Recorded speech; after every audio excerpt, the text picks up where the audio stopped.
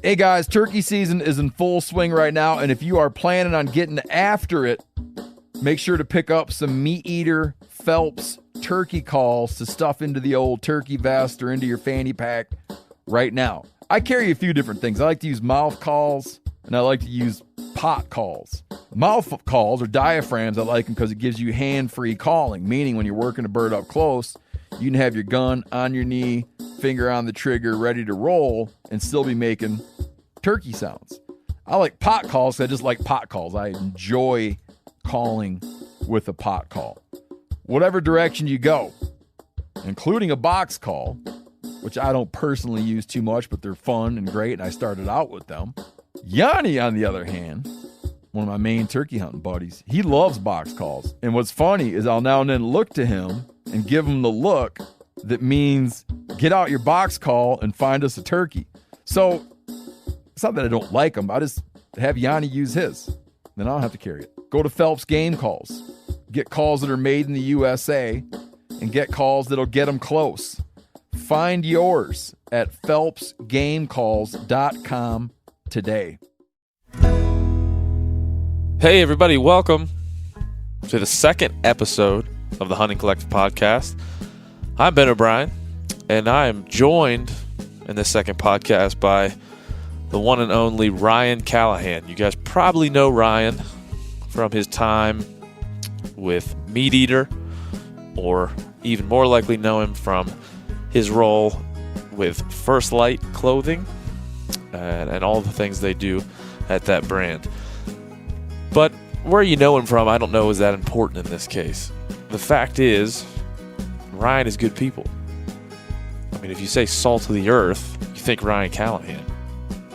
A guy that isn't about the flash, isn't about the show, isn't about all the things that may go into someone's reputation in the hunting industry, man. He just loves hunting. He loves wilderness. He loves public lands.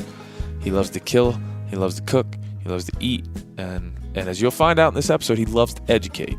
And he's somebody that I greatly admire, not only for what he's doing, but what he can do. And I think this conversation will show you that he's thought long and hard about his position in the hunting industry. He has a lot to say, and we can all benefit from Ryan Callaghan's and his mustache in the hunting world. So for numero 2, we're going to come to you from the Salt Palace Convention Center in Salt Lake City. We're at the Western Hunting Expo, sitting in a Toyota Tacoma pickup on the trade show floor amidst the madness. So enjoy this conversation.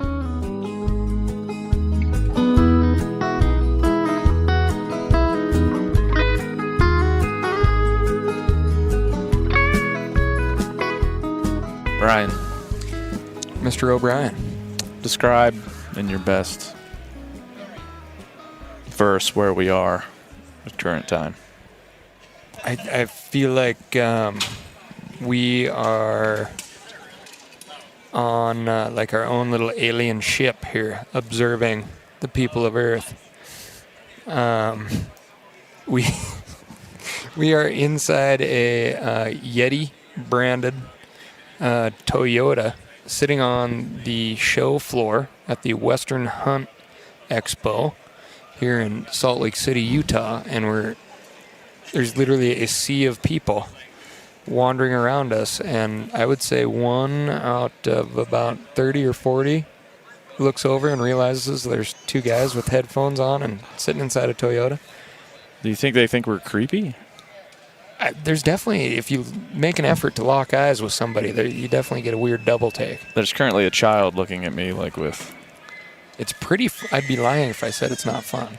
I like this. I'm glad we did it here and not like in just a normal setting, because this gives us a chance to really reflect on solitude and the human race and the nature of trade shows. It's fascinating, right? Yeah. I mean, I think it's fascinating. I make no bones about it. Like being in... It's a trade-off between...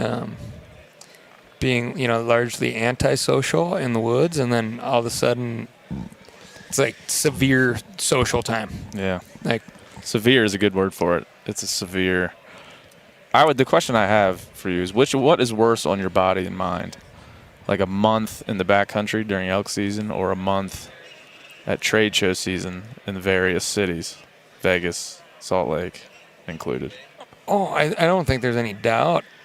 Trade show season is harder on, all aspects of mind and body, and it's not like I think you could argue that you're really stretching your mental capabilities, like having, thousands of conversations and things, but at the end, it all kind of blends together too. So, yeah, you're not really sure what town you're in or who you're talking to, but you're pretty sure you're okay.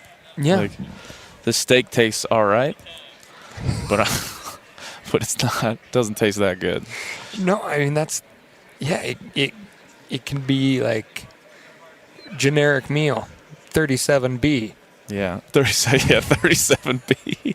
Yeah, at some level, I was telling somebody the other day, like you have this social hour, you have a meal with varying people. Sometimes it's the same person as last night. Most times it's not.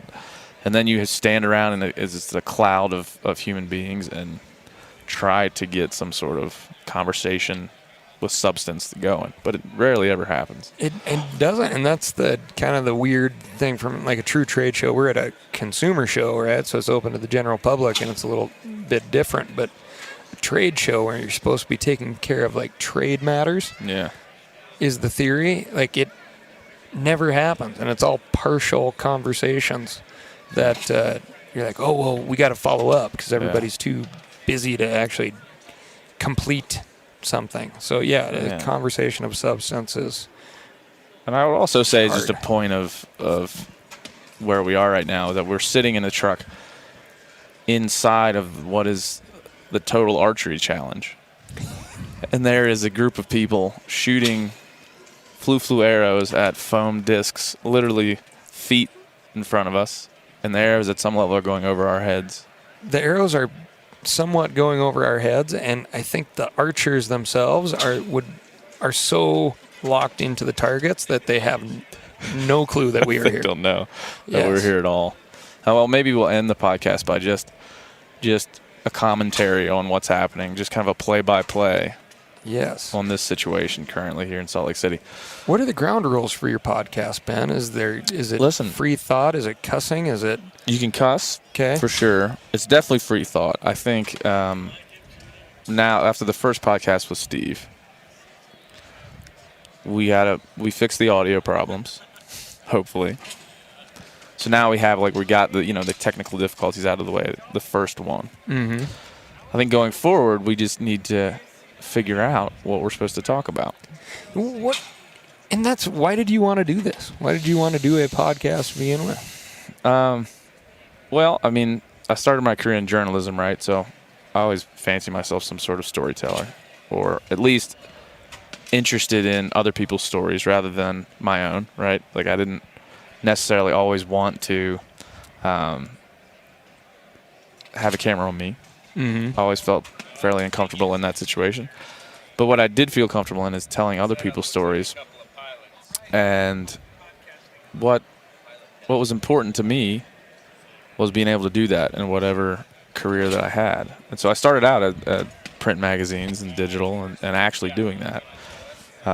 My current career at Yeti, we're just storytellers as well. We just do it in film and some different ways. So for me, this is just another way. It's a burgeoning way that people tell stories, and this is a way for people to learn my story, but less that and more to learn yours and Steve's and the collective group of people that we, surround ourselves with.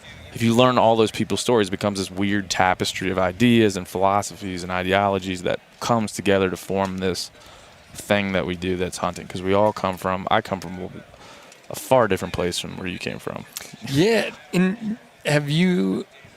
I'm always afraid of redundancy, but have you covered your upbringing? Because a little bit. Ken and I, when we first got together in a setting where we could actually talk, because you're East Coast, absolutely, and you kind of had the similar thread that you and I have, you kind of have.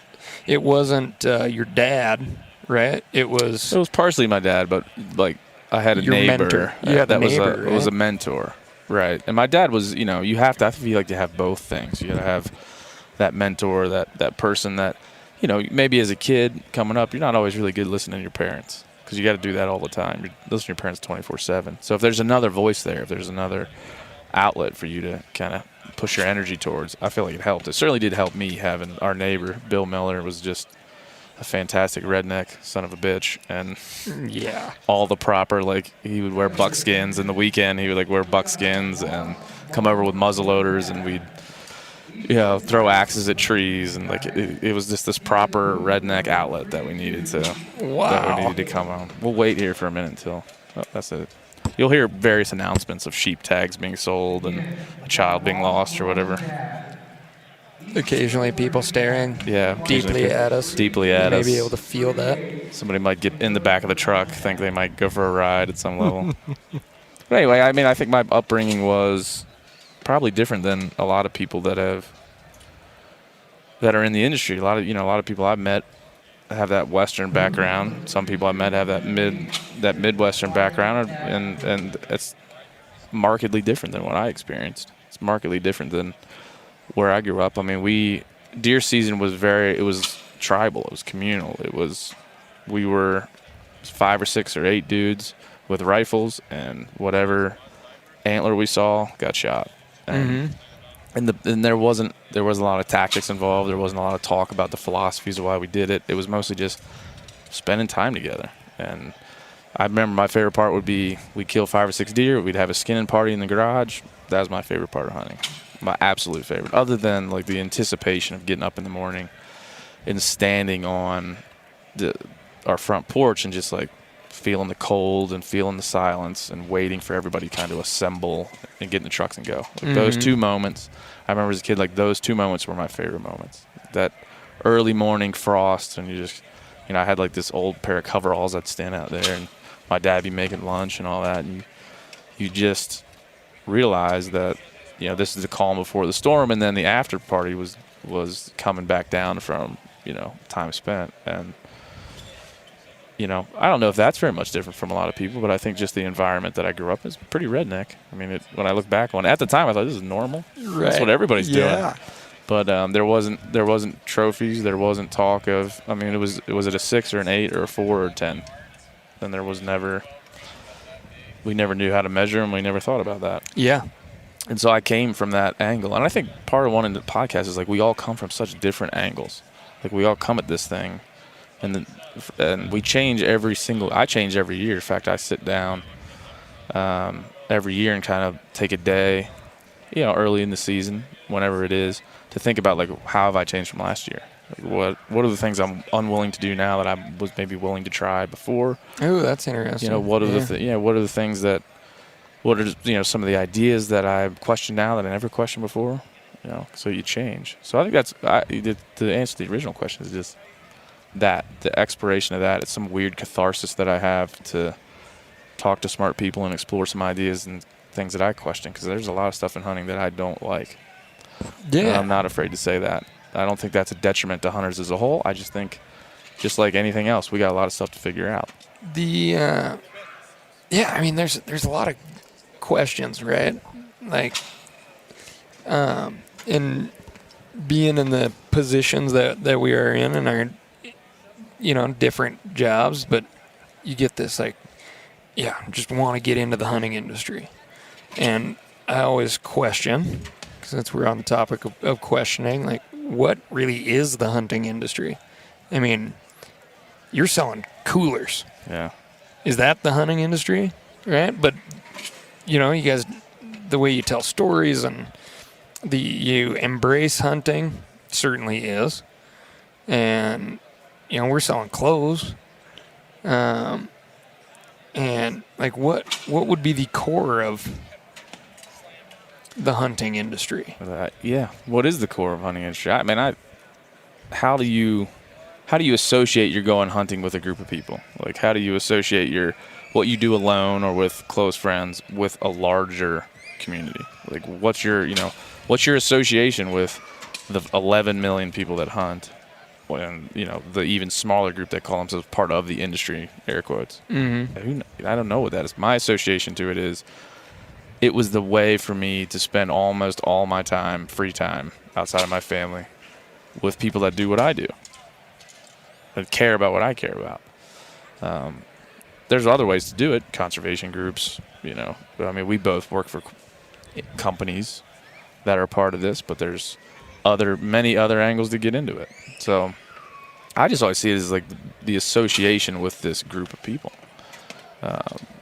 And going back to that group of people, like that, I care about that. I don't take for granted that there's a lot of people that do what we do.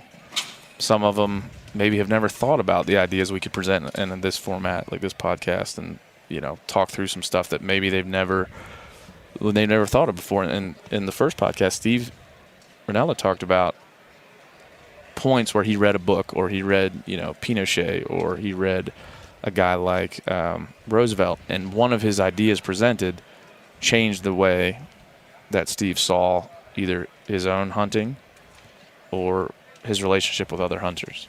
Like those ideas, just the exploration or a statement could change the way that people see and act and feel in the hunting world. So, I mean, maybe that's how we're part of it. The exchange of ideas makes us part of it. I don't know.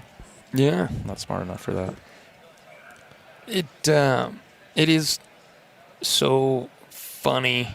I was talking to a friend of mine that actually works for Patagonia, and they have a position called the Director of Philosophy. And I was really getting a kick out of that. I was like, really that's going to good. be my next title, Director of Philosophy. Can you change? I mean, I feel like at First Lite you could change. You could say, "Hey, Kenton, I'd like to be the Director of Philosophy," and you could probably make that happen. Yes. Yeah. Yes. I'm struggling with it or not. That'll be the poll after this. We're going to put this up in a poll. Do you want Ryan Callaghan to be introduced as Director of Philosophy for First Lite? But hunting is this, like, whether you want to admit to it or not, however you participate here, it is a deeply philosophical thing, right? It's myself personally, and I know certain groups within the hunting world and certain organizations and things try to preach this message, but for me, I can tell you it is very true. Like, I feel like to my core, I have a deeper appreciation for these animals that I hunt, and be open and honest here. It's not every single creature out there that I feel this way about. It's truly the ones that I've spent the most time on the mountain pursuing, watching, getting to know the ins and outs of how they operate. Like, I have a deeper love for those animals, and eventually I kill them. Mm-hmm. Like, that is a bizarre thing.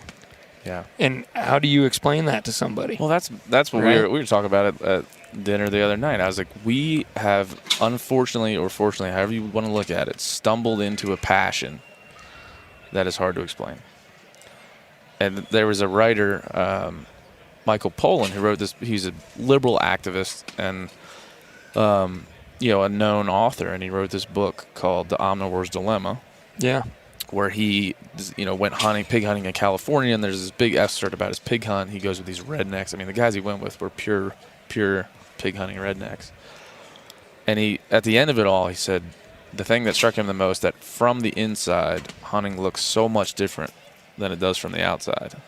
And he said there is simply no way to explain that chasm. Like, there is no way, in his view, and this is a Pulitzer Prize-winning author, to He is accurately explain. currently teaching at Harvard right now, I believe. Yeah, also. so a smart fella.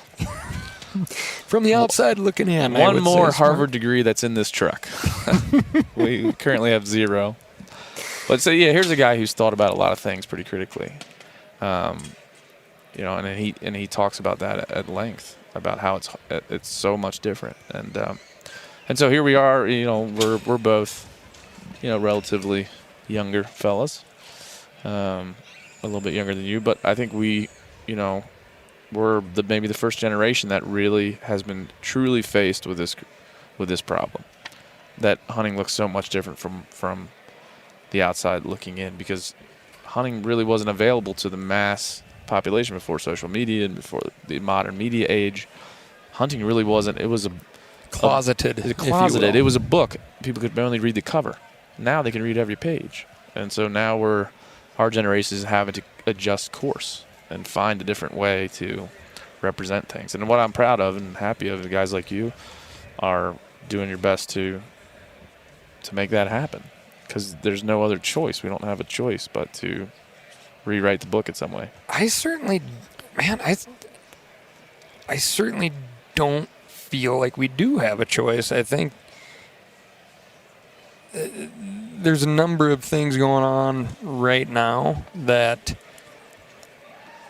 I feel like if you want to call yourself a hunter, and if you want to use this tagline that's out there, the hunter conservationist thing, that's not just hunting. That is, you got to be an active participant, because hunting is being discussed in a lot of rooms,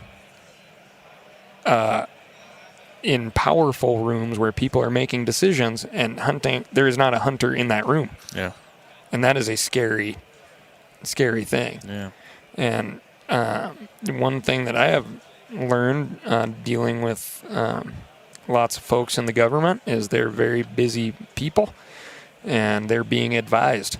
Yeah. And it is scary sometimes to when you actually get to hear what they have to say, what these advisors have told them, because they're busy people too, it turns out. Yeah. And they're not getting the full picture. Well, you say, one thing Joe Rogan says a lot of times on his podcast about the office of the president is that it's an impossible job. It's a task we've given one person is seemingly impossible to achieve. In micro versions of that, Secretary of Interior is an equally impossible job to put together. You're just expected to be a figurehead, but also a policy expert at the same time. You're expected to be a public speaker, but also someone that can get down in the weeds and understands the people. I mean, that's a tough thing to do. Yeah, we used to be out on the construction site, and the future homeowner would show up on occasion, and they're paying for all this stuff, so they certainly have a right to be there. But they'd be like, "Yeah, what you building? Door frame or whatever." And yeah, well, why are you doing it that way? What about this way? I'd be like, "You ever build one of these before?" Nope. Like, okay, well, you want to just trust me on this one? And then you think about voting for the president of the United States. Like, how many people have some knowledge of that, how that actually works? Like, it's kind of a bizarre thing. I mean, like, I don't want you telling me how to swing a hammer, because I know how to swing a hammer. Not a whole lot of people know how to swing that hammer. Yeah, I mean, it's going into the policy, and I would say I joined the national board of BHA about a year ago, and you just have been elected, so congratulations and welcome. Thank you. I feel like it's a little bit like somebody giving you a puppy. Yeah. You're like, oh, great, puppy. Yeah, it was nice. Got like a press release about that puppy was fun. But now I got this puppy and it's shitting everywhere. Yeah, and it needs training. And it's taking up a lot of time. Yeah. I think part of that for me, I'm not a board type of fella, I never saw myself. I always saw boards as like groups of people that were important. And when I got on there, though, I slowly started to realize the things that I did not know. Not that I didn't know anything about public lands or the policies or have strong beliefs about the right way to do it, but some of the machinations and some of the things that go on inside of a group like BHA and then the larger conservation organization, spectrum as a whole, there's a lot of things that I did not know. And I'm glad I did it, just because it has been a master class in how those things work and how policy gets created and how it gets pushed from one side to the other, and how influence happens. And I've learned quite a bit. And I'm happy to have that knowledge and maybe be able to tell some other folks like, hey, this is why this door frame's on this door. Like I didn't. This is why that was built that way. Yeah, like now I can look at the house that is our collective conservation efforts and be like, that's why the windows look like that. That's why the door looks like that. And I couldn't before. And so that's been a pretty great experience. But one that goes to your point of there's a lot of people who are not even knowledgeable about the specific issues that can't carry that over into just in the reality, in the tangible sense of how it actually gets done. You know, how policy gets created or how bills get signed or how conservation actually works. And that's what I'd love to hear your point on this. I think that'd be nice to shift to a thing that I always try to say.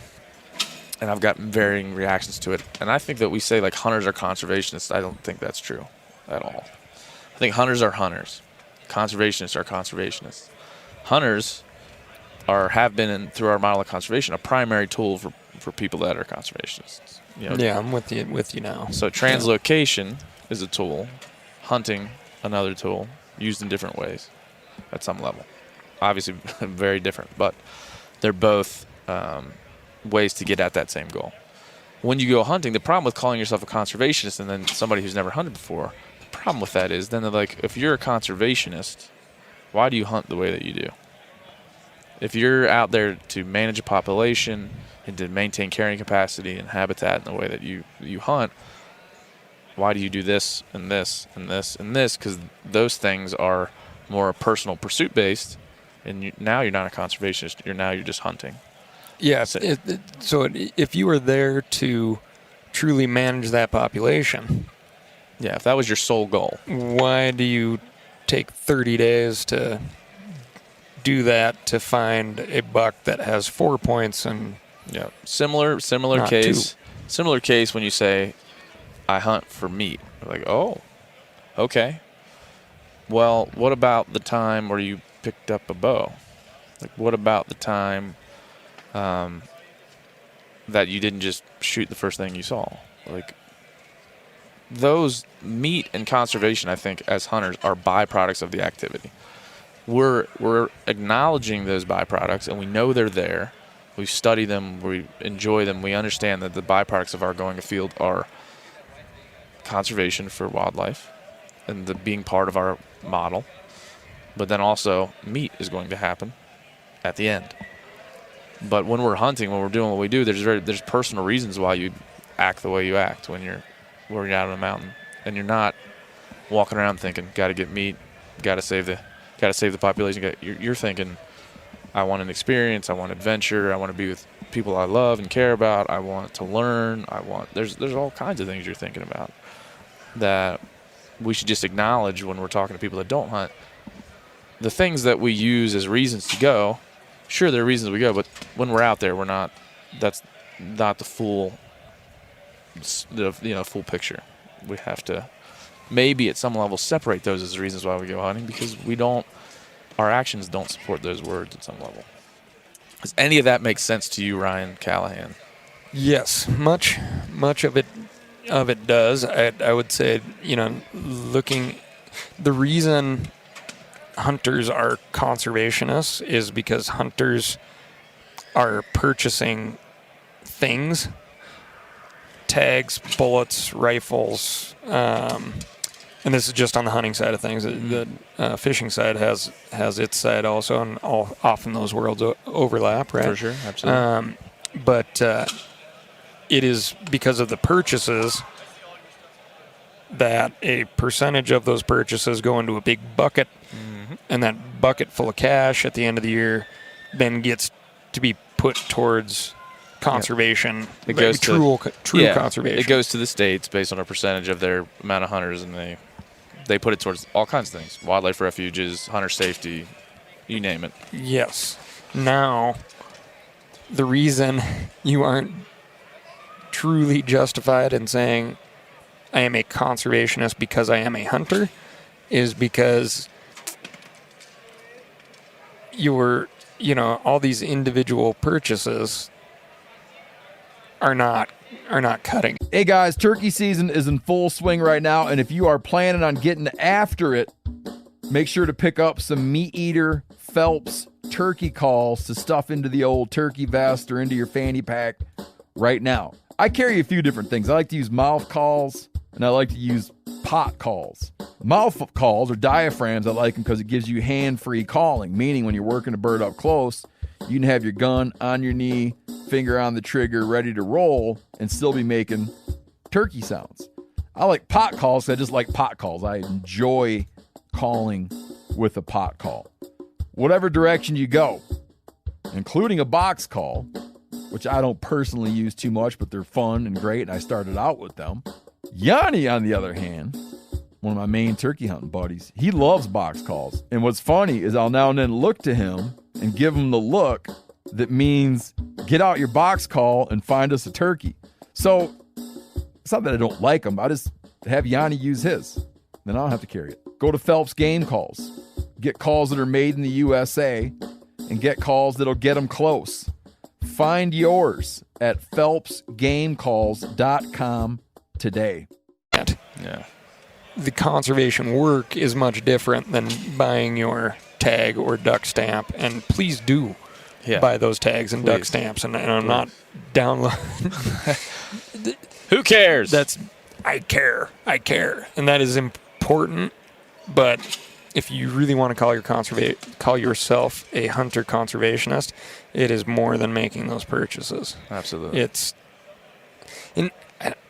What is the threshold, I guess? Like, I think it is absolutely damned important to go to your fish and game meetings. Mm-hmm. I think it is absolutely damned important to go to your city council meetings. I mean, you'd be shocked at how many city council meetings I've been to and actual hunting issues come up. Yeah. Oftentimes it's on things that are incredibly near and dear to my heart, and it's a lot of these new developments out there, they have public easements built into them, so you can traverse through a newly developed neighborhood or one that's been around for a long time to get to that national forest back there or that BLM back there. Yep. And man, I tell you, there's a lot of people that have moved into some of these developments, and they see a guy at 4 a.m.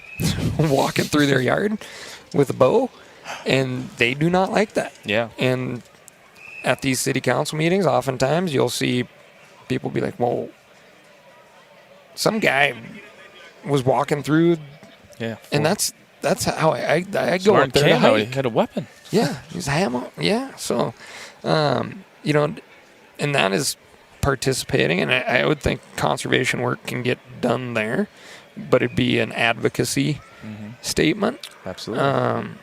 And, what is true boots on the ground conservation? It can be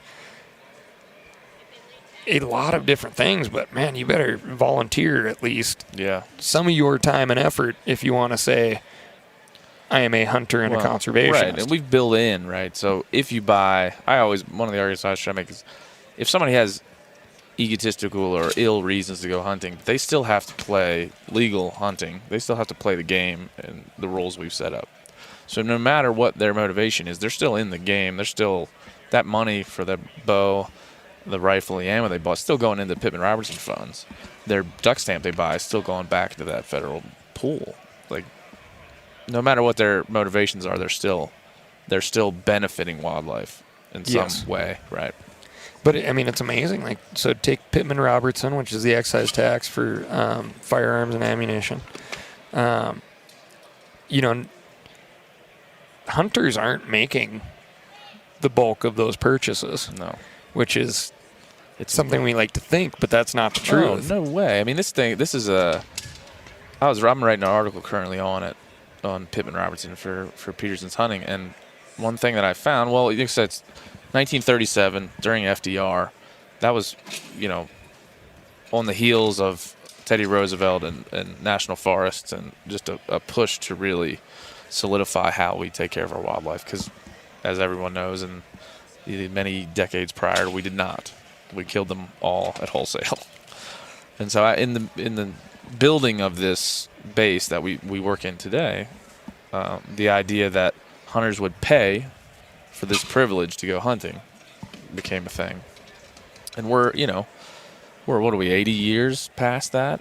And if you look out in this room and all these people that are staring at us in this truck right now, I would guess that a good percentage of them do not know what Pittman-Robertson is. Do you agree? Yeah, I'd be shocked if we found otherwise. Yeah, I think 5 out of 10 might have an inkling of what it is. Generationally, they're removed from that idea. My dad, God bless my dad, I told him about Pittman-Robertson like a month ago. He's been paying into it since he was 10 years old. He's 64. 54 years paying into Pittman-Robertson. A month ago, we found out what it was. Unreal. My jaws dropped. And so Yes. in my research for this article, every person I ran into, I'd say, "What's Pittman-Robertson?" And I would tell you about 3 out of 10 knew what it was. 1 out of 10, I felt like I probably asked 100 people. 1 out of 10 really knew what it was. 3 out of 10 knew that it was some sort of tax we paid to benefit wildlife. And so I say we're so generationally moved from the idea that we need to have Pittman-Robertson that we, as hunters, can't tell that story very well. You know, I would welcome that's anyone scary, to yeah. come and challenge us on that, but I think it's true. And this kind of, that's why I like this I'm a hunter. And what is the saying? Like, I'm a hunter conservationist. Hunting is conservation. Hunting is conservation. Yeah. It's not. And I feel like that can be, that slogan itself can be detrimental to hunting as a whole. How much hubris is built into that idea? Because it allows people to not do anything. Yeah. Well, It's no, like, I'm a hunter, so I am. So I am. I'd be like, Right. no, you're not. The byproduct of your activity is, but you can still go hunting and not know what Pittman-Robertson is. In my dad's case, for 54 years, you didn't do anything other than buy something someone told you to buy. Like, Yes. you didn't actively take part in it, although you did. So, like you said, it removes some like tacit ownership away from the hunter, as to say like, well, if I don't know what Pittman-Robertson is, I still have to pay the tax. So what do I care? Like, that's just what a license costs. That's just what a gun costs. That's what a bow costs. That's what a license costs. I don't know the tenets of the North American Wildlife Conservation. I don't know those 7 or 8 tenets or whatever it is. And yeah, so hunting could be seen as like we're all one giant scalpel, and we're trimming out a little bit of the fat off of our herds that we are growing, and that part is a conservation tool, a management tool, and yeah, there's plenty of human wildlife conflict out there, so yeah, that makes sense, but it is shocking to me, and I always, I especially after this trade show here in the heart of Utah, having so many people grab me and not talk about, these random appearances on MeatEater and the podcasts, and not talk about First Lite clothing that I've been, has been my whole life for the last 6 years, but say, hey, thank you so much for what you do for our community, for what you do for conservation. Mm-hmm. Having so many interactions like that, I've always, when people like, hey, thanks for what you do for conservation, like, it's always kind of felt disingenuous to a degree. But your eyes kind of start to slowly open to the fact that there's so many people out there doing so little, that the little bit of time that I'm able to put in is actually a big deal. And it's kind of scary to think about. And all of a sudden I'm a dude that people are pointing a finger at and being like, oh, yeah, conservation guy over there. Conservationist. I used to think about it this way, too. If you're a new hunter and I said to you, like, hey, here's the stuff you got to do to be a hunter. And I said, you got to learn how to read a map, read a compass. You got to learn how to shoot a bow or a rifle, be proficient with a weapon. You got to learn how to gain access to ground. You got to learn how to track. You got to learn how to judge an animal. You have to learn how to skin it. You got to learn how to take its guts out. You got to learn how to take the meat off its body. You got to learn how to store that meat, use that meat, and eat it. You'd be like, that's a lot, man. I'm like, all right, well, I got some more stuff. You also have to learn about the natural world, the natural history of the animal, where it lives, how it thrives, your role in that, develop a bunch of philosophies around that, and then learn about its habitat. And then you'd be like, no, man, I think I'll play tennis. You need to be able to mentally write all that up and articulate it in a way that you can then positively educate or influence a non-hunter to carry the role on again. And then everybody, that's all you got to do. If you presented that, that's it. That's it. Simple. I'd be like, what about video games? Yeah, have you heard of any this, hunting video games? Xbox thing? Yeah. I mean, I think it's in my living room. It's plugged in. Yeah, it's just a daunting idea. And I don't, even going back to my dad not knowing what Pittman-Robertson is, I'd never take that against him or anyone else. I just think it's so complicated. Just the act of hunting in itself is so complicated. If you start to put on the icing of conservation and be like, you got to understand all that, back to my joining BHA and understanding that there's so many levels and layers to it that I would never hold it against someone to say, like, it's enough for me in my life to call myself a hunter and know how to respect the animal and do the things inside of the bubble that is hunting. Everything outside of it, someone else has to take care of for me. Set it up so I don't screw it up, and let me just do it. That's all I have time for. And like, I respect that. I don't know that that's a bad thing. And if conversations like this can help to add layers to their knowledge, opinions, and what they can do, great. I mean, I think that's maybe the point. But if there's anybody listening out there that thinks that we're calling you out because you're not out there doing habitat work on the overgrown junipers in on your public land, we're good with that. You don't need to do that. If you want to, great. Join these groups and go. But we can acknowledge it's a daunting idea. It's all of that together. It would be so easy to just shut up and sell clothes. Yep. But, my day starts with answering, emails that are, could turn people off of First Lite forever if I were to answer them improperly. And it'd be a lot easier to just be like, oh, geez, I never got that email. But it's like, hey, I got one yesterday. Why are you guys so anti-shrinking of monuments? And I'm like, well, this the way this question is posed, I'm sure this person probably doesn't. Yeah, it seems like they have an agenda. They have an agenda. This is a quicksand type of situation, but I feel like it's my responsibility to, if we're going to take a position on something, it's my responsibility then to explain why we came to that position. And, I certainly do not want to feel like I'm a king issuing decrees. If folks can prove me wrong, I will gladly write another position that says, hey, I used to think this. Yeah. Now I think this. Much like, and that's okay. Yeah, much like when I talk about you sit down every year and think about your hunting year and how it changed you. I mean, that's everything in your life. Conservation, same.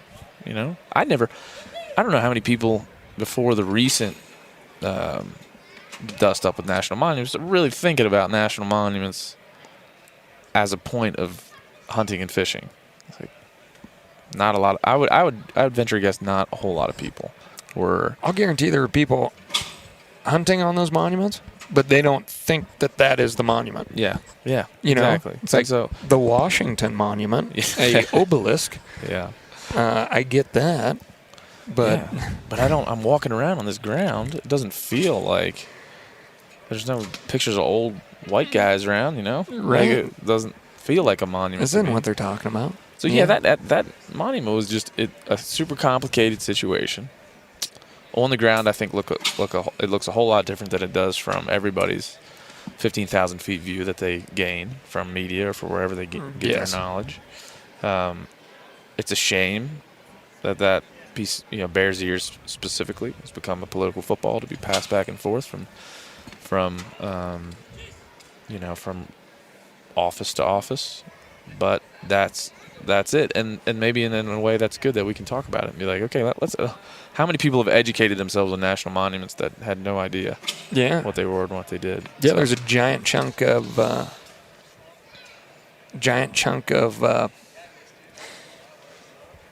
reason monuments scared me so much was, or this shrinking of the monuments scared me so much is, it to me it really brings to light that this stuff was created with a stroke of a pen. It can be resized, nixed, re-whatevered with the stroke of a pen. And I think hunters do a poor job of explaining or being even willing to step out and say, hey, actually that place is really important to me. Because I think there's part of all of our hunting brains where it's like, well, maybe if I just shut up and nothing happens, then I'll just have that place to myself. So, so I'm like, oh, well, what if they, I didn't hunt on Grand Staircase Escalante or Bears Ears, and I talked to quite a few folks who do now and have grown up in that area. I mean, many of which came out of the woodwork when we issued a monument statement. Which tell people what that statement was. So digging through everything, it felt like from the top on down, and media outlets included, that there were many statements out there that had just a little too much built-in media buzz in there from Patagonia saying the president stole your land, and our president saying, I'm giving this land back to the people. Like, you can't, anybody that would see that situation and be like, both of those people are lying to me, anybody that would argue with you that like those two hyperbolic statements aren't both lies and the truth doesn't lay somewhere in the middle is insane. But how can you look at the same situation, one person say, I'm saving you, one person say, he's killing you? You can't, both are lying. Both are lying. A lot of people would say like one person telling the truth, one person like, no. Both, in some ways, are shifting the idea of what the truth is.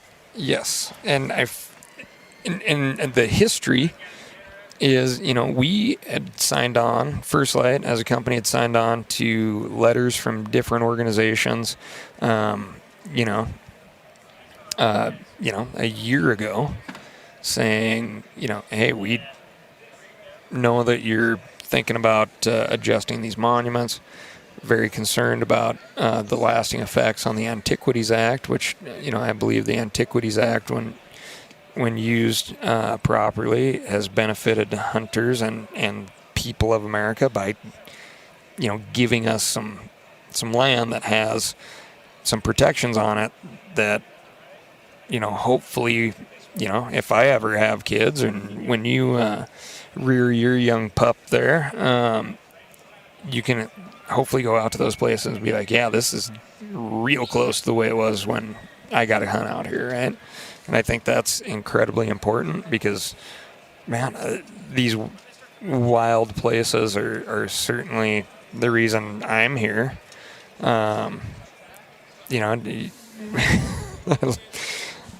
being outside is an important thing to me, and I think it has great mental and educational value for everybody, and if they so choose, they should be able to go experience that. And I think the Antiquities Act has given many people that opportunity that I have had. So I felt that it would, again, be disingenuous if we did not, let our position be known, because we had truthfully been taking a position. So, well, that's much appreciated, I think, in this world, in the hunting community, especially that a brand whose primary goal is to make money, like, correct, would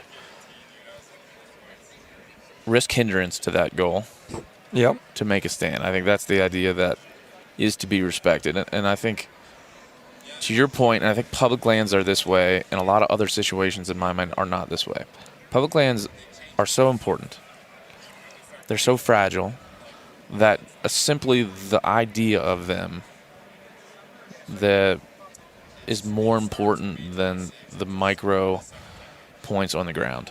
Like the idea, the slippery slope idea, I don't like it in a lot of other arguments, but I like it in public lands. I like it because the idea is so important. It makes that slippery slope real. It does. It does. It's like there isn't a way for us to allow somebody to chisel away parts of the idea of what public lands are. And so, like you said, with the stroke, the fact with the stroke of a pen, idea becomes reality. It just, to me, that slippery slope argument works for public lands, where I'm not big on that any other place. And so when somebody says to me, well, here's why more access for hunters, I'm like, look, I get that. I get the access part. I'm with you. But the idea of that land being important to us and being protected is way, way more significant to me than any of the micro arguments you may be able to make on the ground. Yeah, and really I just want to ask people, why in the hell do we want to make everything easy? Yeah. And there are so many easy things that people get bored with because it's so easy that they don't do anymore. Mm-hmm. And the challenge and the fact that things are hard is why it is so good. Yeah. And, right now, right this very instant, there's folks lobbying like crazy to say, okay, we're going to just one day out of the entire year, we're going to make certain wilderness areas open to wheeled vehicles, motorized access, electric bikes, mountain bikes, or just have a chainsaw in there for one day. And the real reason is because it'd just be easier. Mm-hmm. And man, there's plenty of places to do easy things. Yeah. And if you want to go do those, go do them. Yeah. You can drive damn near anywhere on a lot of BLM. And Oh, yeah. there's some cool chunks of BLM. There's some. I hunted on a chunk of national forest called the Dixie National Forest. It might as well been a cattle ranch. And the road system on that thing was amazing. You could drive anywhere you wanted to. The Apache National Forest, the Gila, unbelievable, gorgeous places, and you cannot walk a mile without crossing two roads. So people say that the idea that has to be that way everywhere is just not. To me, it's too dangerous. It's too dangerous to think that way, and it's too dangerous to be like, oh, this, they didn't adjust any other national mines except for those two. I'm like, okay, but those two were. Yeah, and it's just a stroke of a pen, people. Yeah, that's all. And that's how we got our wilderness areas. Yeah. That I absolutely cherish and enjoy, and I don't hunt in them constantly. That's not my sole thing. Variety is the spice of life, and that statement that's been around for quite a while, I would think, is absolutely freaking true, Yeah, man. absolutely. I can go do the coolest things in the way that I want to do them. I just can't do them all in one spot. Yeah. And if I could write it all up, I wouldn't do it any different. Like, I can go jump on a motorbike and drive on a ton of BLM, a ton of national forest. I can decide that when I want to get away from that, I can go step into a wilderness area. Right. And, I was speaking with Cameron Haynes last night, and he was like, when I was first starting out, I didn't know anything. And so I figured that the best way for me to have success is to find a wilderness area and walk all the way into the middle of it, so I wouldn't have people around messing me up, and that's how I would find success. And that opportunity's out there for everybody Yeah. who is willing to go do it right now. Yeah. You know? And what's that opportunity worth to us? Both the tangible form and also the idea that that opportunity is there. What's that worth to us? To me, it's invaluable. Like, you can't put a number on that. You can't put we'll just put a couple mines over there. Oh, we just need this one mine. I live in Texas. Dramatic pause. I'll say it again. I live in Texas. Has anybody ever been to Texas and hunted public ground? I thought, I live in Texas. I'm a part of BHA. I believe in public lands. I'm going to try it. I'm going to do all my research in Texas. I'm going to try to find a good chunk of public ground. I'm going to go hunt it. I'm going to kill something. And then I'm going to prove to everyone that, it just takes a little bit of effort. I hunted one day for doves in an area outside Austin.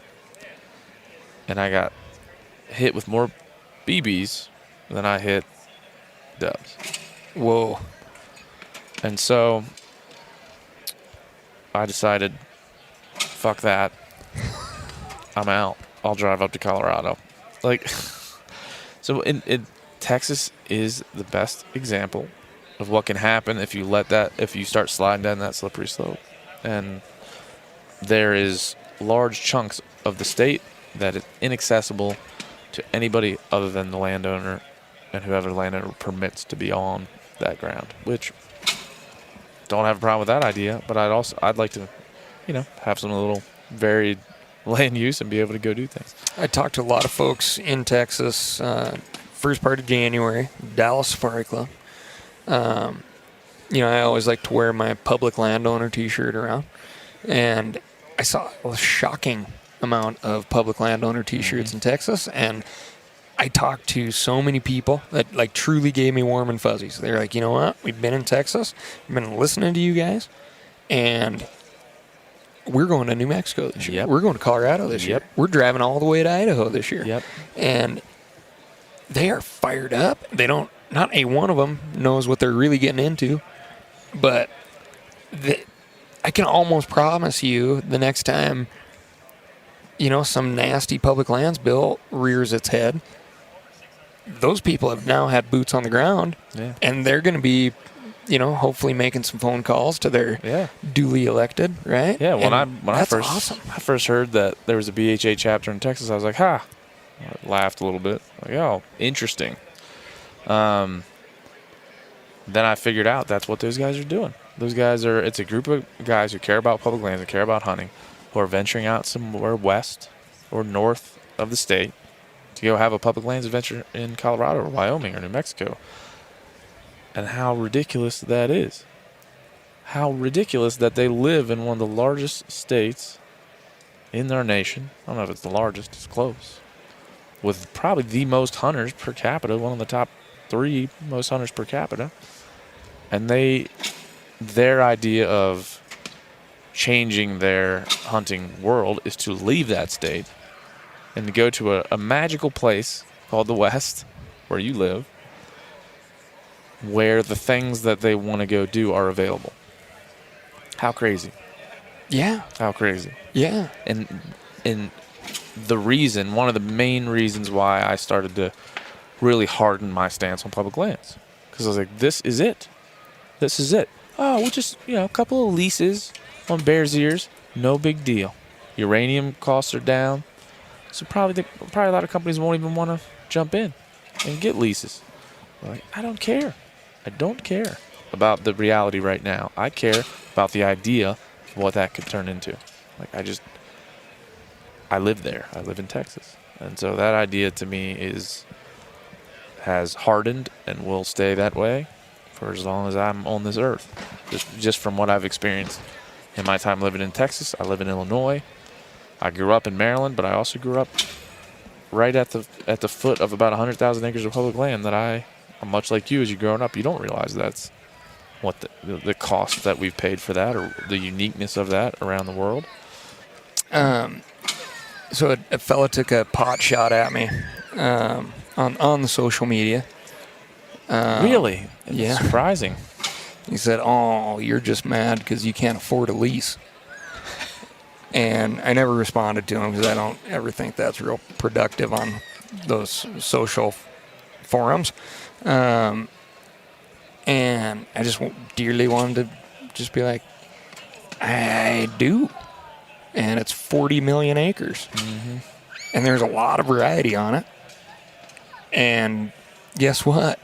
If you want to come on it, you can. And it's a damn cool thing. And it's so weird because I've definitely gone full circle. You know, growing up in Montana, just like your upbringing, it was like, yeah, we're in, 2.3 point whatever. And it's the act of going out with folks that you love. And we spent a lot of time as young guys staring over that barbed wire fence. Being like, man, if we could only get permission here.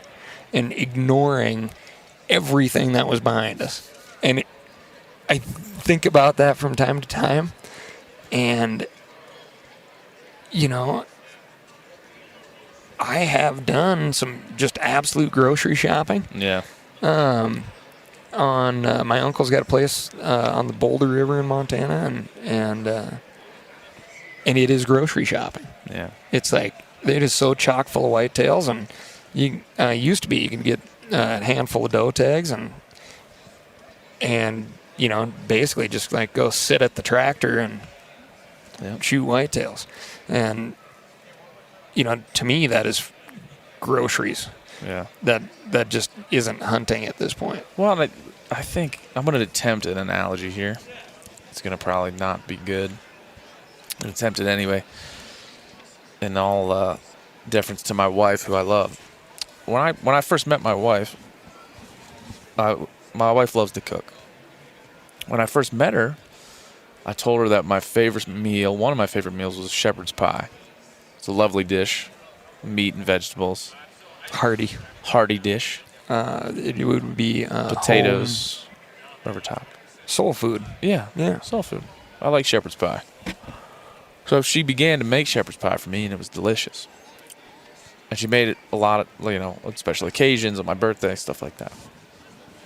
And she knew that I hate peas. Like, I hate peas so much. Peas are the devil's balls. Peas are terrible. Anybody out there that's listening to this that likes peas, please write in. I'll have you on to talk about peas. But anyway, she knows that I don't like peas. And I found a recipe book like a month ago. And in that recipe book, it was the recipe for her shepherd's pie. And at the bottom of the page, it said with a little heart, he hates peas. Right there. At the bottom of her recipe book. And I warmed my soul. I'm like, this woman loves me so much that she has written down my dislike of peas in her recipe, changing it forever to not include peas. I'm like, I picked the right lady. Like, this is it. I'm glad we got married. And then I started to realize that since we got married, which would be coming up on 4 years, she had started putting the peas back in to the shepherd's pie. So we dated for about 4 years, a pealess existence I led. And then we've been married for about the same time. The peas came back at some point. I don't know when they came back. I wasn't paying attention. Maybe she wasn't either. I think it just goes to say, I love you, honey, number one. You're an amazing cook in person. But it goes to say that we both of us got comfortable with our shepherd's pie having peas in it.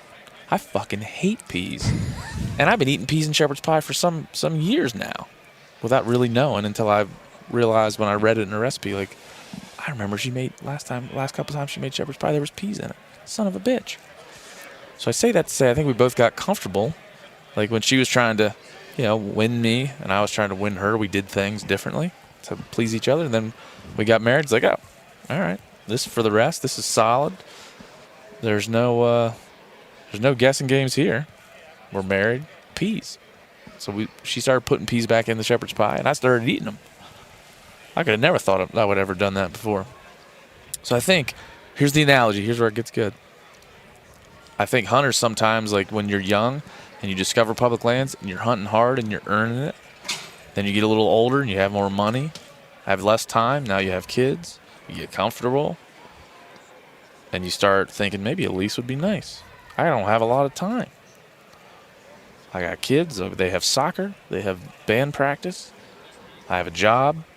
I used to be this crazy, wild public land guy who'd go out for like 7 days at a time, but I only got like 2 days on the weekend now. So if I got a lease where there was more deer, it would be easier, and I could be more comfortable.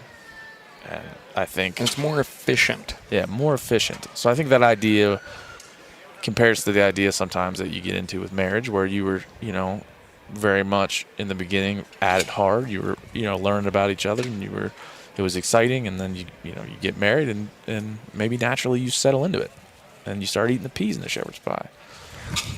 Oh, peas suck, man. Peas suck. I have often said, and I truly believe this, and I've done some sample testing, that if you took, a handful of random folks that truly identify as, a number of outdoor recreationist groups, like your mountain biker and your cross-country skier and your hunter and your fly fisherman and your,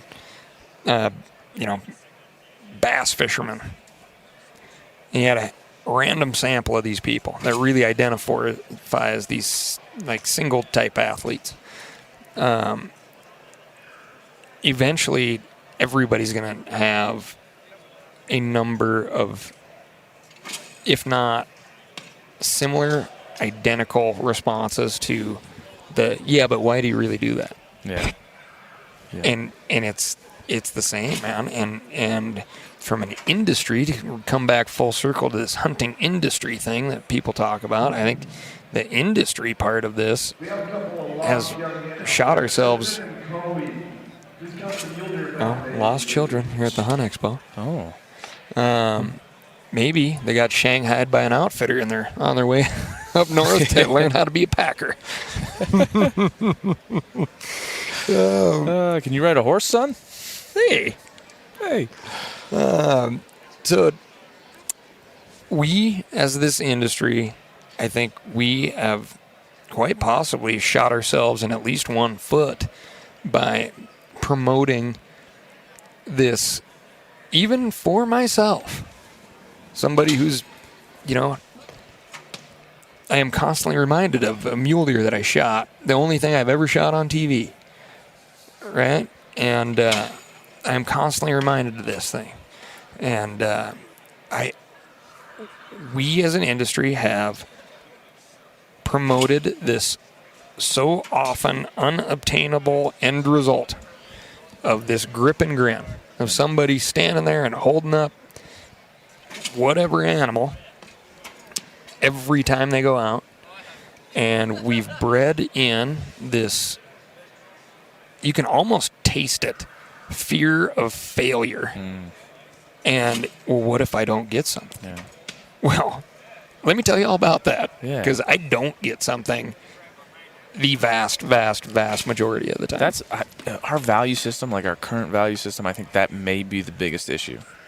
I think it is, man. I think we value the animal. We all value the animal. Some of us fetishize the antlers and have that thing going on. But at some level, that's okay. Like, we can figure that out. That's a smaller issue, I think. I think the larger issue is that we've devalued the experience to such a level that it's going to be hard to come back from. It's going to be hard to come back from the inches and the social media showing off of your animal. It's going to be a little bit hard to come back from that as a group, all these people in this room. Like, we're sitting in the truck. It's still funny, we're sitting in the truck. Yes. We're sitting in this here truck, and, like, around us are, taxidermied heads of giant animals. Bigger critters than I've ever shot. Right. So there's kids here, man. Like, there's kids here that's all that they know. And one of the things that, I'll pivot from that, one of the things that heartens me that maybe there's a change, and this is a long one, But what's the percentage of hunters that are over 55 that buy licenses? You know what that is? I mean, it's pretty good. It's a pretty big percentage. Sorry, over 55? Yeah. Yeah, I think currently over 55 is our largest demographic. Right. And so there's going to be a gap, right? When that generation moves on, there's going to be some sort of gap in the hunting populace. Like, there's going to be a time when there's way less of us. I think that's what's happening now as the numbers go down. There's a gap. There's going to be this generational gap. And I think we can fill that gap in a way that maybe would change that trophy hunting mentality or just change the devaluing of the experience. So I got to take a young lady that worked at this website called the Chive. You ever heard of that website? Yeah. So That's awesome. Yeah, they got a hold of me and they said, we want to film this hunt with you and this 25-year-old girl named Taylor that works at the Chive and has never shot a gun, never hunted, rarely. I don't want to mischaracterize her, but she rarely left city life. Pretty typically a city girl. And they said, we want to film it and document it and put a video up on the Chive. I was like, that's amazing. No, because she's probably going to be in a bikini. If everybody knows the Chive, it doesn't seem like a serious affair. But then I went and talked to the producers and the directors, and they were like saying all the right stuff. So I said, let's go do it. We set it up. Went there. We went on a javelina hunt in South Texas. We literally hunted for 8 hours. I showed her how to shoot a rifle, taught her. She cried 2 or 3 times during that experience, was very excited to learn how to shoot a gun. We take her out. We find a javelina. She shoots it about 75 yards, drops it, kills it. And then about a span of 8 hours. From never having shot a gun to having killed a living thing in that microwaved amount of time. So we get this thing. I show her how to gut it. We skin it. We eat it that night. We cook it. We eat it. And on the way back, she said something like, this was one of the top 5 days of my life. And I thought, holy shit. Like, the experience of understanding, because I didn't let we never talked about any types of trophies. We never talked about seeing the animal as this thing you could take a picture of. I tried to look at some of the negative things that I think are in hunting now, and I didn't let her have that. Like, I took that away, didn't introduce it to her, and just kind of said, we're going to go kill this thing. You need to learn about the natural history of it. You need to learn about where it lives and kill it, and then you need to eat it and have that experience. You and that animal. It's just you and that animal. She came out saying that changed her life. To me or you, that would be the most simple hunt you could ever do. A day hunt for javelina is not something that I particularly would put up there as in my bucket list. But I found that, like, there's so many people in the urban bubble now that have this inner yearning for something more, that even the simplest form of hunting shows them a different way, and it could change their life. Maybe that's hyperbole, but for this gal, yeah, it kind of did. At least changed a little bit of the way that she saw things. And so I think maybe that generation gap, if everybody could, remove the trophy hunting and all that stuff and take somebody out for that type of experience, a wilderness experience even, or something that is more about the experience and the learning than it is about the result, we could backfill that generation gap with a bunch of people who will then be teaching their kids a whole different way to do it that I find way more enriching than a lot of this. Well, and so to back you up on this, I just read, 'cause you mentioned demographics and part of this study is lifelong hunters are not now, looking at it now, lifelong hunters are not being made in the youngest hunting category. So the kids that we're bringing up into hunting, that group is not retaining those hunters. They're eventually finding something else to do. Yeah, they get out in the real world, they're 18, they're like, oh shit, bars. Yes. Chicks. Or dudes, I guess. Or whatever. But the group that is coming into hunting that is much smaller later in life are sticking with it to the end of, for To the as end long of- as they can. Well, and I think there was a study in 2011 that said it was like returning military was a big part of that. A big part of that was female. A big part of that was urban and suburban people that just wanted to have the experience that Taylor had with me. So I think those groups of people are, because that's a way to teach enough people that and be like, eventually you could get to the trophy hunting thing. It's not all wrong, but there's parts of it that are wrong. Just don't start there. Yeah, do not start there. Get there eventually. My buddy's kid, and I told him, we had a couple of cocktails after this hunt, and I told him flat out, I was like, hey, man, I want to take your child from you for future hunting seasons as my official prodigy, and rear him. We will attach a mustache to him until such time as he can grow one. and teach him how to hunt my way, because this kid has got it, and his dad is trying to provide him all the opportunities he did not have. And I have come to this conclusion that he has made hunting so easy for his kids.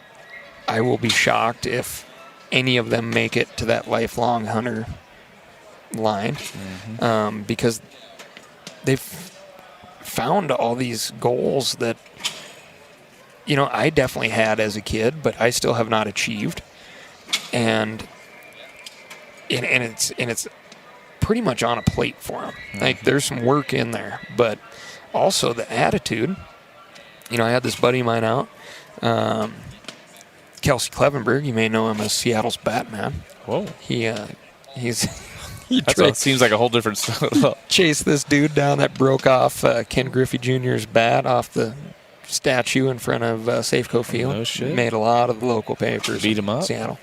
No, the man was passed out in the alley, and he just picked up the bat out of the trash can, I think. I would have made up a story. Anyway, this man, grown man, grew up in Montana, in a hunting family, and he shot a forked horn mule deer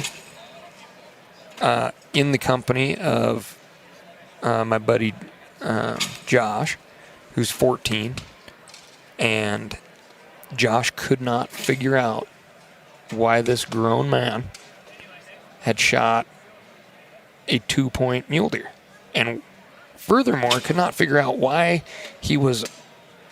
this grown man was almost crying, almost doing backflips on the mountain over the fact that he had just shot a forked horn mule deer. And Josh and I are dragging this forky down to where we can bring it out on a side-by-side. And Josh turns to me, he's like, yeah, I didn't think he'd shoot that. Kind of in hushed tones. And I said, well, yeah, look at him, Josh. I'm like, he's overjoyed. And that's all that matters, right? And we're dragging this buck through this old growth sagebrush, which is kind of a pain. And we're dragging along, and eventually Josh is like, yeah, that is what matters. And that right there had a lot of great moments last hunting season, but that right there, I feel, is the only moment during hunting season that I did something or participated in something that did something for the greater good of hunting. Yeah. That one little moment. Yeah, man. I feel that, though, too. I mean, I think there's those little... driving back from that hunt with Taylor from the Chive, and I hope the video is good. I hope I didn't overstate the experience. But driving back from that, I just thought, this should be a job. Like, not the idea of taking people hunting. That's already a job. You've done it. Yes.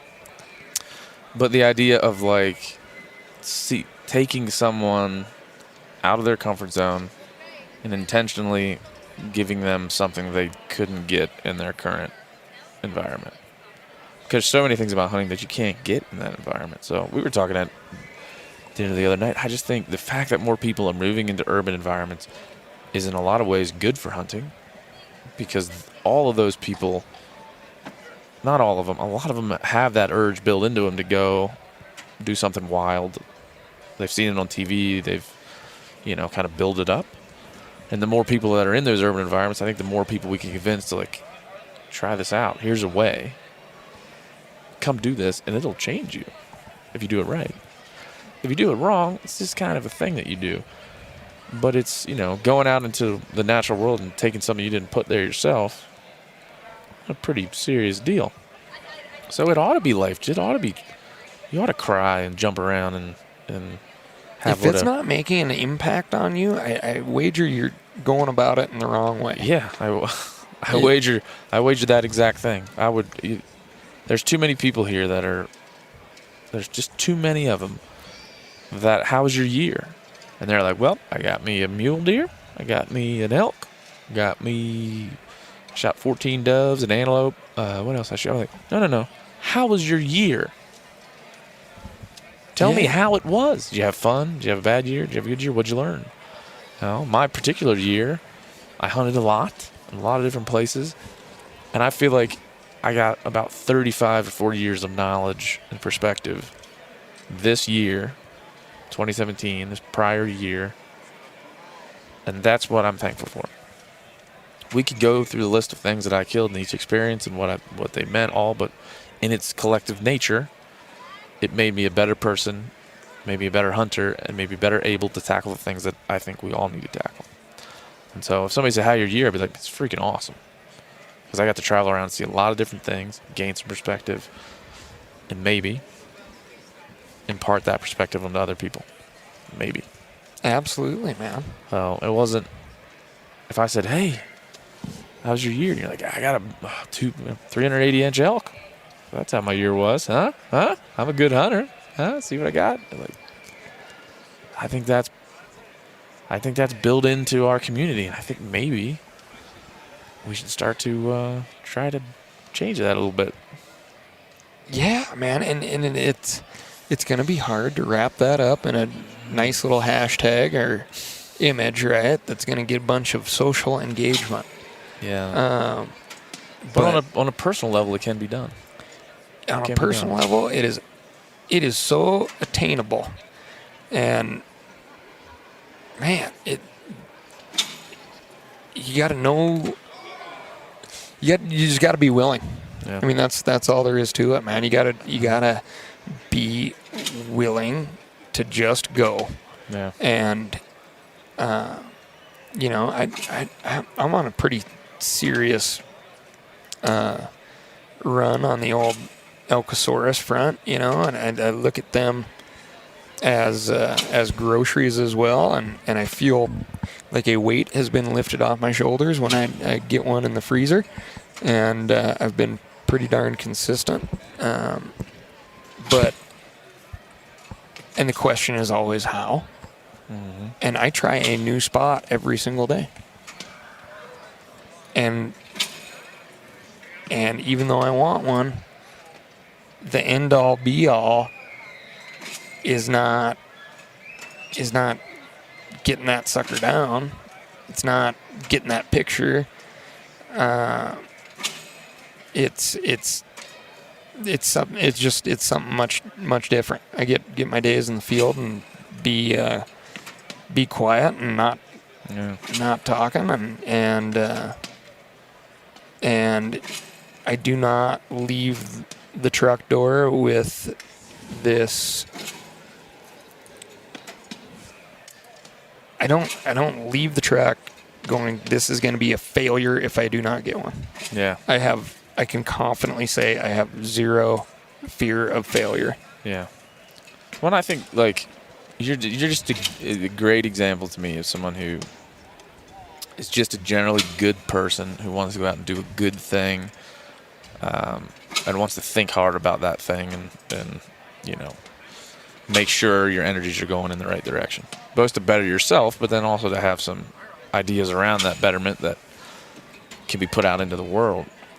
And I would say, like, a lot of first, this will be our second podcast, but the first one and this one were both, maybe they seem like there's a lot of negative talk about hunters and hunting in the community because we're talking about things maybe we want to change or things we don't see. I think there's a ton of good people that are just doing something because that's how they were taught, or doing something because they're a part of groupthink, or they're a part of the collective group and that's what they see, so they emulate that. And I think that doesn't make them bad in any way. It doesn't make them really as harmful as in my mind it may seem. I think those people are essential, but all those people need to do is start to think about things a little different, have a conversation, learn and grow in the way that you have and that I have, and maybe sit down. Well, next time they're out on the hunt, they buy a hunt from an outfitter and it feels weird when they shot the animal. Think, why did that feel weird? Why did that not feel good? Because there's been some times where I've shot an animal and you're sitting there by it or you walk up to it and it didn't feel good. It didn't feel right. And so maybe at the end of the day when that happens to you, then sit back and think, why didn't that feel right? Why didn't I have, your buddy that shot a forky and jumped around and was emotional and cried? That's right. Like, that's the feeling we should all have all the time when we achieve that thing. So I would just hope that people can sit down next time that happens to them and be like, what led to this? What led to this less than fulfilling feeling? Because I've had it. I've had it dozens of times in my hunting life. And each time I'm like, oh, maybe I'm going to figure out how I got to this. Maybe it's the way the outfitter treated it. Maybe it's that we just got out of a truck and sat down and shot this thing. Maybe it's we shot a bunch of ducks and I was in a camp and half of the guys never intended to take the ducks home. Like, maybe being with that group of people just didn't make it good, for me. So, I don't know. I think about that a lot. And I hope that, in these conversations, people don't think we're bagging on a bunch of people. We're not. We're just trying to openly have the discussion that is necessary, in my view. Oh, yeah, and I don't feel like we're having a negative conversation, and I hope that's not what's being broadcast. I think it is an important message to all of us big, tough, macho dudes in the hunting world that it's important to think about this stuff because there is a lot to think about. And, as this world becomes more and more populated, these big, wild chunks of ground are going to be more and more sacred, and these critters are going to be more and more sacred. And we have an absolute responsibility to do a better job, myself included, of sharing that passion with people who don't get it. Because it is, like we talked about in the beginning, I kill the things I love. Yeah. And I don't say that lightly at all, because it is a bizarre thing when you really think about it. And if it's a bizarre thing to me, who's been doing it, essentially my whole life, and when I wasn't doing it, I was wanting to participate. If it's a weird thing to me, it's a different planet, alien type of observation to just a non-hunter. Well, think about where you are now. If you would have gone and talked to young, mustacheless Ryan Callaghan up there in Montana when you're growing up, you'd be like, hey, later on in your life, this is what's going to happen. Like, people are going to recognize you as a person that cares about conservation and is a leader in this thing, and you'll have an impact on people based on your hunting and your thinking about hunting. You'd be like, get out of here. Get out of here. You're crazy. You're crazy. I mean, I don't. I think the same thing. When people say to me, like, hey, really appreciate what you do. I'm like, holy shit. Yeah, part of your brain's screaming, why the hell does my opinion matter? Yeah. You're like, what? And then I think to people like other people I respect, like Ranella and Rogan, and people that have astronomically larger impacts on the way people think and feel and are educated. I think, wow, that's a heavy burden, but a good one. It's a heavy hammer to swing, but swing it anyway. Swing it hard and hopefully hit your mark. But that's so I think we should finish up. You probably have to get back to your booth. You think there's some people over there? Yes, there's been some text like, where saying, are you? Please bring caffeine. Please help us. Pizza and booze. I think maybe we should close out because I think.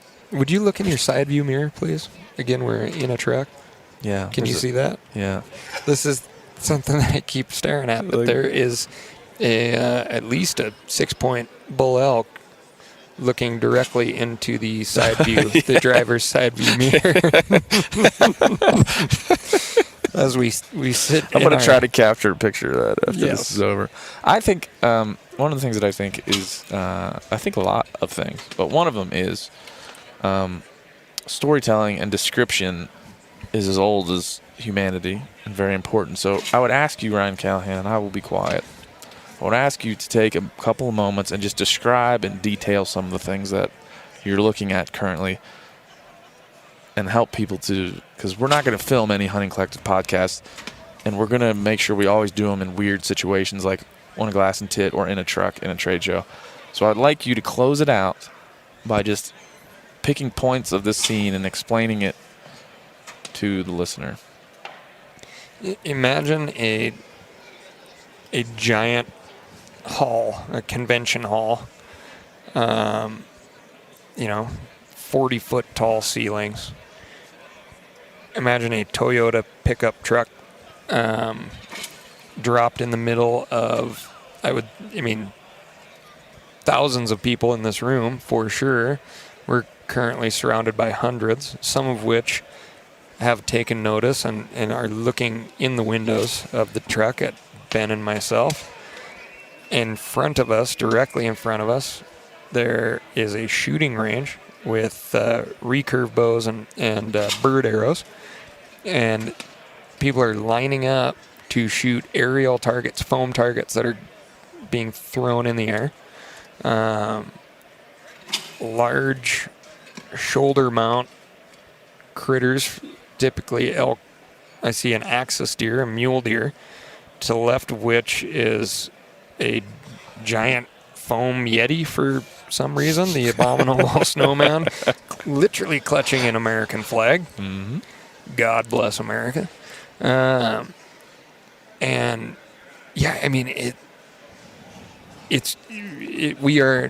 in our own little cocoon here in this truck, and it's fascinating. It's almost like being in a submarine. Yes. Like driving through in the ocean. And there was just a young man wearing a floppy hat. He had long flowing hair, kind of like a Fabio looking hair. And he was just pounding these foam targets with a bow. And behind him, while he was doing that, was this Yeti.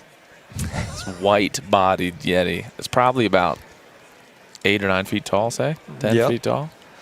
It's very tall.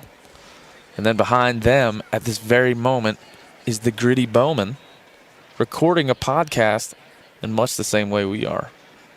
Wow. I don't see who he's talking to. But it looks very interesting conversation. So you maybe at some point listen to this and then listen to that podcast and know that it was at the same time.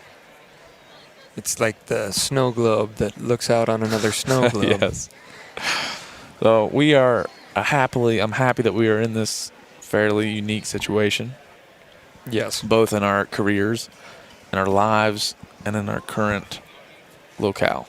Yes, sir. Where do you go from here, Ben? I'm going to hijack your closing thought here. Please do. Where do you go from here? Well, home. Where does this podcast go from here? Where do I thought you were like, well, I'm going home.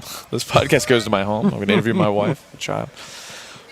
Hi, my name's Ben. Do you remember me? Yeah. I have maybe a realistic view of where it will go, and then my want to. So I might as well just describe the want to, because I guess that's all that matters. From being in the world of marketing and sponsorships, and as you are being involved in that dance, I see. I don't want to do that. And being also a journalist in my head, hopefully in my mind. I hope this can just be some pure, honest content That's all. That's my hope for it. I'm pretty certain that I won't let any other influences touch it.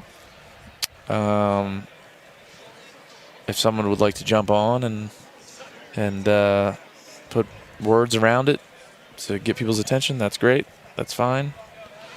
But after experiencing a lot of content that isn't real and has other agendas, I would like there to be this outlet where there isn't that.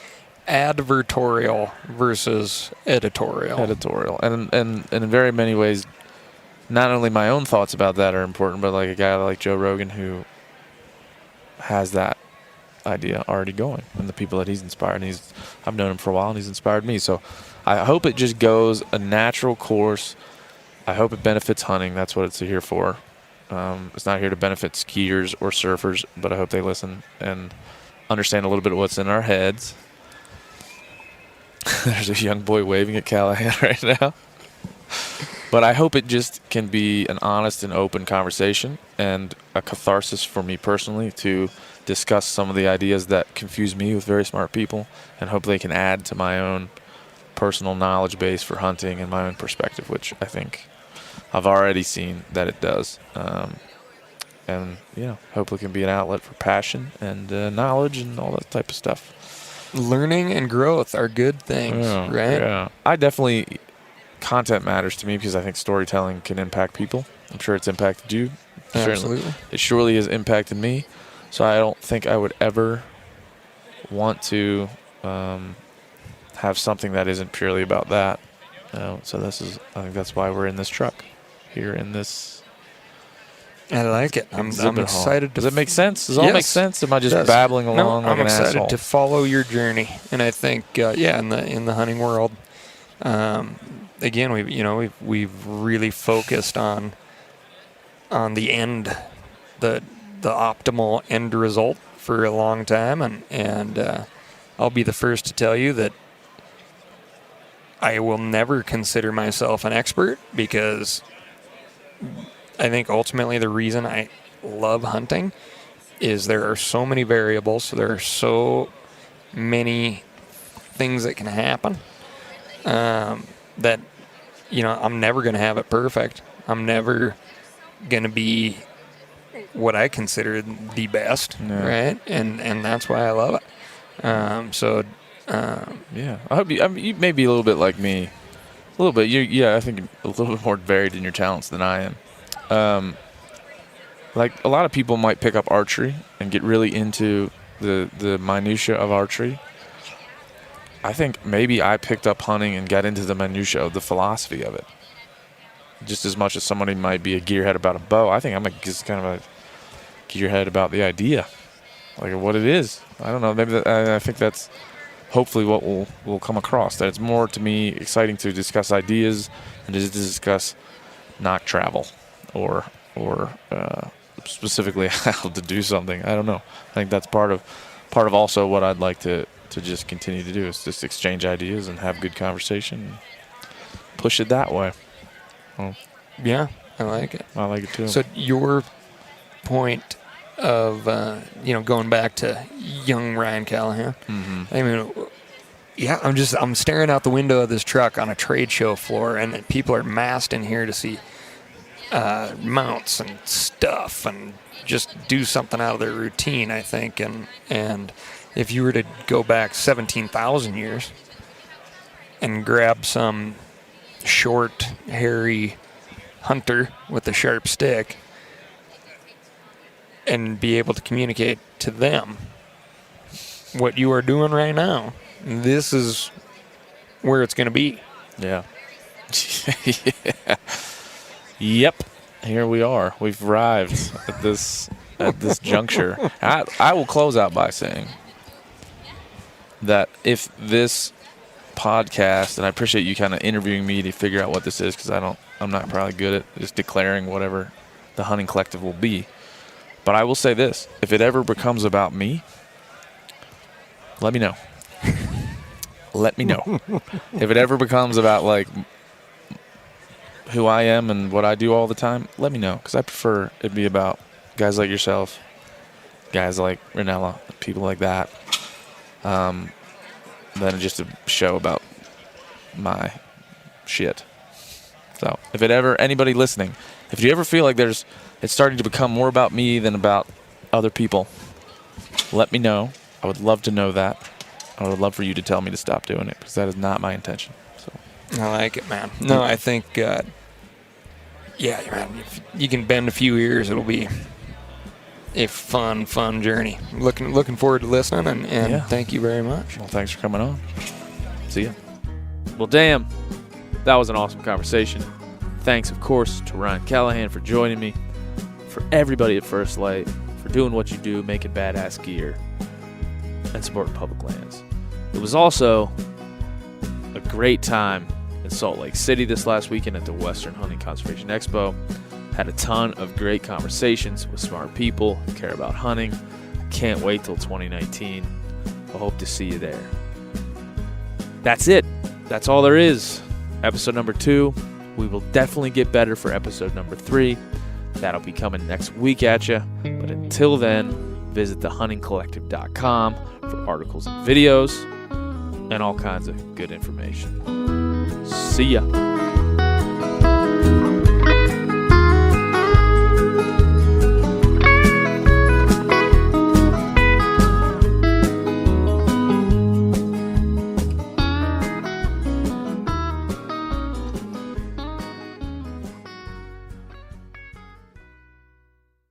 Hey guys, turkey season is in full swing right now, and if you are planning on getting after it, make sure to pick up some MeatEater Phelps turkey calls to stuff into the old turkey vest or into your fanny pack right now. I carry a few different things. I like to use mouth calls, and I like to use pot calls. Mouth calls or diaphragms, I like them because it gives you hand-free calling, meaning when you're working a bird up close, you can have your gun on your knee, finger on the trigger, ready to roll, and still be making turkey sounds. I like pot calls because I just like pot calls. I enjoy calling with a pot call. Whatever direction you go, including a box call, which I don't personally use too much, but they're fun and great, and I started out with them. Yanni, on the other hand, one of my main turkey hunting buddies, he loves box calls. And what's funny is I'll now and then look to him and give him the look that means get out your box call and find us a turkey. So it's not that I don't like them. I just have Yanni use his. Then I don't have to carry it. Go to Phelps Game Calls. Get calls that are made in the USA and get calls that'll get them close. Find yours at phelpsgamecalls.com today.